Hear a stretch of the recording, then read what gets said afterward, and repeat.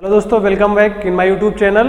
Today I will discuss about anti gout drugs. ठीक है, जो आज का हमारा टॉपिक है वो हमारा फार्माकोलॉजी पे बेस्ड है।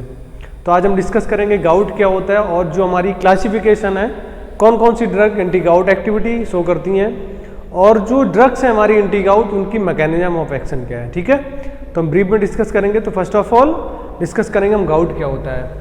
तो एज वी राइट, गाउट मतलब होता है, gout is a metabolic disorder. Metabolic मतलब होता है कोई भी बायोमोलिक्यूल्स, कोई भी रिएक्शंस, कोई भी केमिकल्स एबनॉर्मल हो जाए, उसका रिलीज कम हो जाए या बढ़ जाए। ठीक है, this is called metabolic disorder. ठीक है, दूसरा पॉइंट क्या है हमारा, हाइपर यूरेसीमिया, मतलब यूरिन में यूरेट क्रिस्टल का बढ़ जाना, दिस इज कॉल्ड हाइपर यूरेसीमिया। या फिर increase the uric acid in blood. तीन चीजें पता लग गई, मेटाबॉलिक डिसऑर्डर है, हाइपर यूरेसीमिया, यूरेट क्रिस्टल बन जाते हैं, यूरिक एसिड का लेवल बढ़ जाता है ब्लड में। ये हमें समझ में आ गया कि गाउट क्या होता है, डिफरेंसेस समझ में आ गई। अब हम बात करेंगे एंटी गाउट ड्रग्स कौन कौन सी हैं। अगर आपको एक्यूट गाउट है तो कौन सी ड्रग्स देंगे हम, और अगर क्रोनिक गाउट है तो कौन सी ड्रग देंगे हम।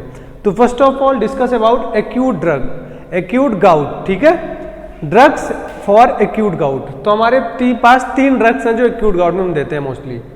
एनसैड्स मतलब non steroidal anti inflammatory drugs, colchicine and corticosteroids. हमारे टोटल तीन ड्रग्स हैं, एनसैड्स, कॉर्टिकोस्टेरॉइड्स एंड कोलेचिसिन।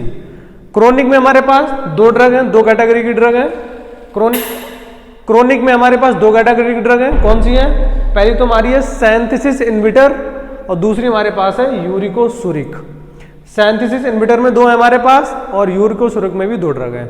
तो पहले हम डिस्कस करेंगे एनसैड्स, कोलेचिसिन एंड कॉर्टिकोस्टेरॉइड्स। ठीक है, तो जो मेजर इसकी ड्रग है वो आपकी है कोलेचिसिन है, एलोपुरिनॉल है। ठीक है, अब एनसैड्स एंड कॉर्टिकोस्टेरॉइड्स, तो एज वी नो दोनों को हमें पता है कि एनसैड्स भी हमारी क्या है, एंटी इंफ्लेमेटरी एक्टिविटी शो करती है, एंटी इंफ्लेमेटरी, और कॉर्टिकोस्टेरॉइड भी पोटेंट एंटी इंफ्लेमेटरी है कंपेयर टू एनसैड्स। ठीक है, तो दोनों का ड्रग हमारी क्या कर रही है, वो एंटी इंफ्लेमेटरी कर रही है।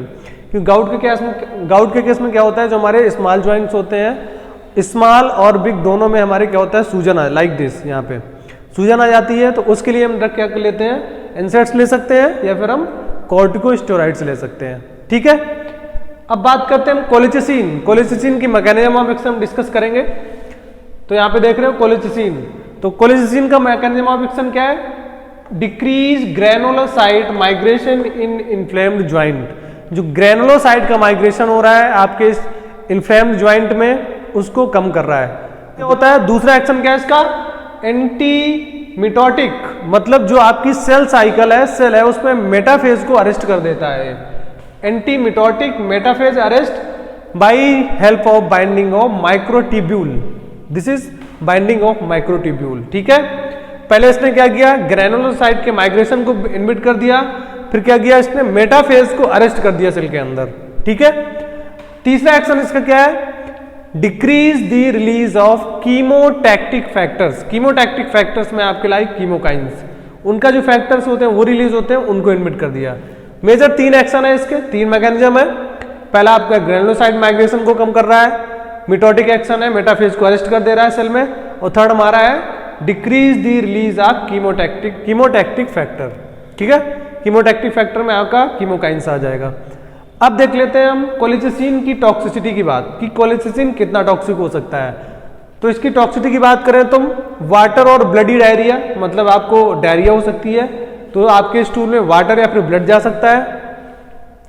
आपके पेट में क्रैम्स हो सकते हैं, एब्डोमिनल क्रैम्स, और इसके अलावा आपकी किडनी भी डैमेज हो सकती है। अगर आप कोलेचिसिन लगातार बहुत दिनों तक ले रहे हैं तो कोलेचिसिन में leads to kidney damage. Clear.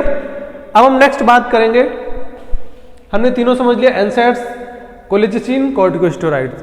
तो एनसैड्स एंड कॉर्टिकोस्टेरॉइड दोनों हमारी इन्फ्लेमेशन के लिए यूज होती हैं। ठीक है, एंटी इन्फ्लेमेटरी ड्रग्स हैं।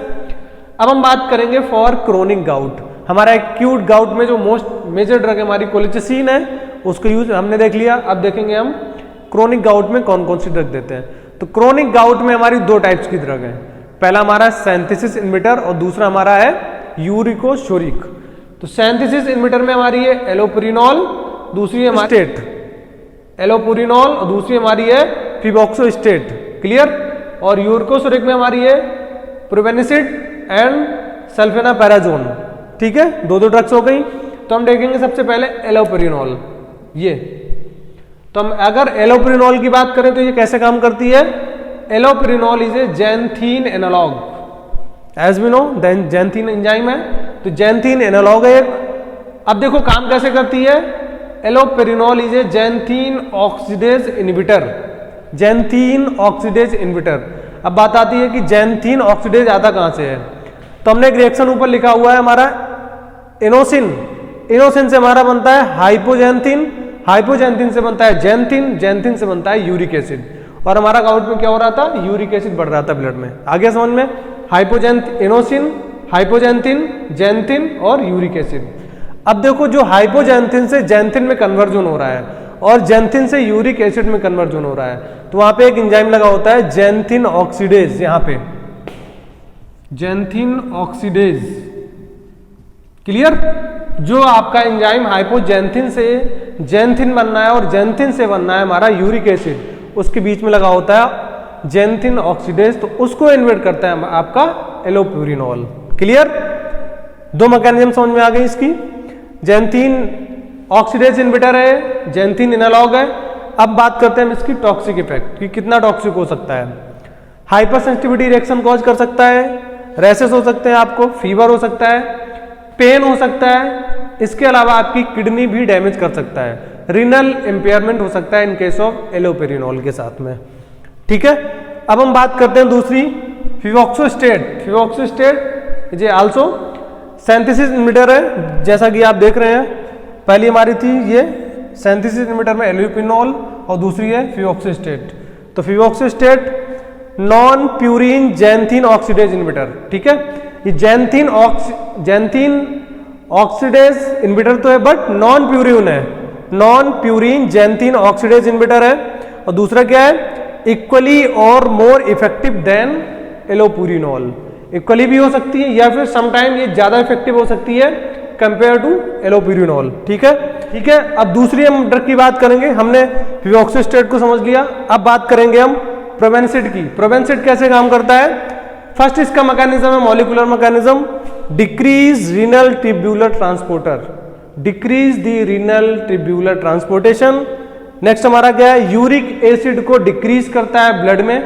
तो आपको अंदाजा लग गया होगा यूरिक एसिड को अगर डिक्रीज करेगा तो एक अच्छी ड्रग मानी जाएगी इन केस ऑफ गाउट में, क्योंकि हमारा यूरिक एसिड बढ़ रहा है यहाँ पे गाउट के केस में, ठीक है। पहला हो गया रीनल ट्यूब्यूलर जो ट्रांसपोर्टेशन है उसको इनहिबिट कर रहा है, decrease the acid uric acid in blood. Next हमारा क्या है, no analgesic and anti inflammatory drugs. अभी हमने देखा यहाँ पे NSAIDs and corticosteroids both are so anti inflammatory drugs, ठीक है। But in case of probenecid के केस में ऐसा नहीं है, ये आपकी ना ही एनाल्जेसिक है ना ही एंटी इंफ्लेमेटरी ड्रग्स है। नेक्स्ट हमारा क्या है, लिपिड सॉल्युबल है, ये जो प्रोपेनिसिड है वो लिपिड सॉल्युबल ड्रग है आपकी। उसके बाद क्या है, block active transport of organic acids, ये क्या करती है, एक्टिव जो ट्रांसपोर्टेशन हो रहा है ऑर्गेनिक एसिड का उसको ब्लॉक कर देती है, ठीक है। इतना समझ में आ गया। अब हम बात करते हैं प्रोपेनिसिड की टॉक्सिसिटी की। अगर टॉक्सिक हो सकती है किस लेवल पे हो सकती है, तो टॉक्सिटी इसकी मेजर टॉक्सिटी है, कन्वर्जेंस कर सकती है या फिर आपका रिस्पायरेटरी फेलियर भी कर सकती है। अगर रिस्पायरेटरी फेलियर का प्रॉब्लम आया तो आपके बॉडी में CO2 रिटेंशन बढ़ जाएगा।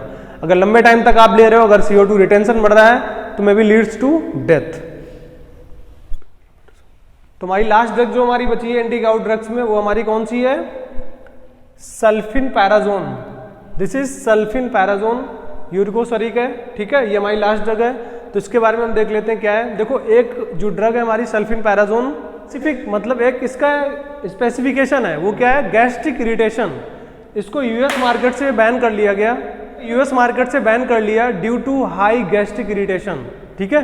तो यूएसए में फॉलो नहीं होती है, बैंड है पूरी तरह से वहां पे, क्योंकि गैस्ट्रिक एजिटेशन बहुत ज्यादा कॉज करती है। फिर भी इसका मैकेनिज्म ऑफ एक्शन हम देख लेते हैं क्या है। पैराजोलोन डेरिवेटिव है सल्फिनपैराजोन, इसके नाम से ही आपको पता लग रहा है, तो इसका जो क्या है पैराजोलोन डेरिवेटिव है। और यूरिकोसोरिक एक्शन है इसका, मतलब यूरिक एसिड है उसको रिलीज कर रही है बॉडी से। No analgesic and anti inflammatory drugs action, ना ही एनाल्जेसिक है ना ही एंटी इंफ्लेमेटरी एक्शन है इसका, ठीक है। और नेक्स्ट कौन सा है, decrease the tubular reabsorption of uric acid. जो किडनी है आपका नेफ्रॉन है उसमें ट्यूब्यूलर रीअब्जॉर्प्शन है उसको डिक्रीज कर रहा है। और एक अलग एक थोड़ा सा यूनिक इसका फंक्शन है, वो क्या है, डिक्रीज दी प्लेटलेट एग्रीगेशन। ठीक है, तो हमारी मेजर दवाएं हो गई एंटी गाउट की। अगर हम क्विक रिवीजन की बात करें तो सबसे बेस्ट फंडा है उसको तैयार करने के लिए, पूरी एंटी गाउट की जो ड्रग है वो 3 टाइप्स की हैं। पहली कौन सी है, पहली तो आपकी है एंटी इन्फ्लेमेटरी। एंटी इन्फ्लेमेटरी में आपकी आ जाएंगी कार्टिकोस्टेरॉइड और एनसैड्स। उसके बाद है एक ऐसी ड्रग जो यूरिक एसिड को बॉडी से बाहर निकाल रही है, कॉल्ड यूरिकोसूरिक। ठीक है, उसके बाद कुछ ऐसी ड्रग हैं जो यूरिक एसिड को नहीं बनने देती हैं, मतलब सिंथेसिस इनहिबिटर, मतलब जो हाइपोजेंथिन से जैंथिन बनना था, जैंथिन से यूरिक एसिड बनना था, तो बीच में जो हमारा जैंथिन ऑक्सीडेज है उसको इनहिबिट कर रहा है। तो 3 टाइप्स की हो गई, एक तो सूजन को कम कर रही है, दूसरा यूरिक एसिड जो बन गया है बॉडी में उसको रिलीज करा दिया यूरिकोसूरिक, और तीसरी जो ड्रग है वो यूरिक एसिड को बनने ही नहीं देती हैं, जो हमारा पाथवे है इनोसिन से लेके यूरिक एसिड तक उसको डायरेक्ट ब्लॉक कर देती हैं। तो 3 मेजर क्लास की ड्रग हो गई। अगर आपको वीडियो अच्छा लगा हो तो please subscribe, share and hit the bell icon. Thanks for watching.